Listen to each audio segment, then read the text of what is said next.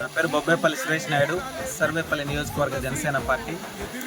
సర్వేపల్లి నియోజకవర్గంలోని ముత్కూరు మండలం తాళ్లపూడి గ్రామ పంచాయతీ పరిధిలో బసరాల దిబ్బ గిరిజన కాలనీ. కనీసం ఒక 20 మంది గిరిజన కుటుంబాలు ఉన్నాయి. పక్కనే చేపల గుంటలు. ఆ చేపలకి వ్యర్థాలను తీసుకొచ్చి వేయడం వల్ల విపరీతమైన గబ్బుతో అల్లాడిపోయేటువంటి పరిస్థితి.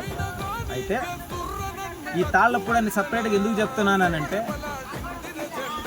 ఏటు ముద్దాయి విజయసాయిరెడ్డి దత్తత తీసుకున్న ఊరు.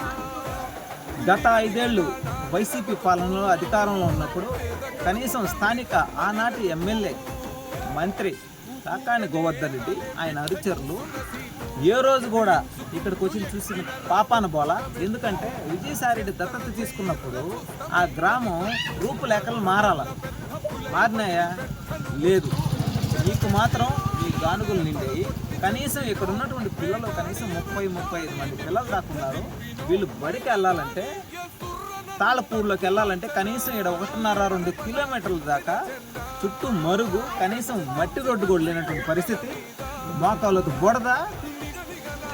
ఇంత దారుణంగా ఉంటే కడుపుకు అన్నం తిన్నవాడు ఎవరైనా సరే, ఓట్లు రాజకీయాలు పక్కన పెడదాం, మానవతా దృక్పథంతో గిరిజనులు ఇబ్బందులు పడుతున్నారు. అర్ధరాత్రి బాగా లేకపోతే వాళ్ళు ఊర్లో పోవాలంటే ఎట్ట పోవాలనేటువంటి ఆలోచన కూడా లేకుండా కనీసం మట్టి దొల్లనేటువంటి పరిస్థితి కూడా, కోట్ల రూపాయలు విలువ చేసే గ్రామాలను కూడా తెస్తున్నారు. గోవర్ధన్ రెడ్డి, ఈరోజు నువ్వు ఏ మీడియా సమావేశంలో ఉన్నావో, ఎక్కడున్నావో నాకైతే తెలియదు, కానీ ఒక్క రోజైనా సరే నీ జీవితంలో నాకు తెలిసి 2 సార్లు సర్వేపల్లి నియోజకవర్గ ప్రజల చేత ఓట్లు వేయించుకొని ఒక్కసారైనా వచ్చి గిరిజన కాలనీకి వచ్చి చూసావా?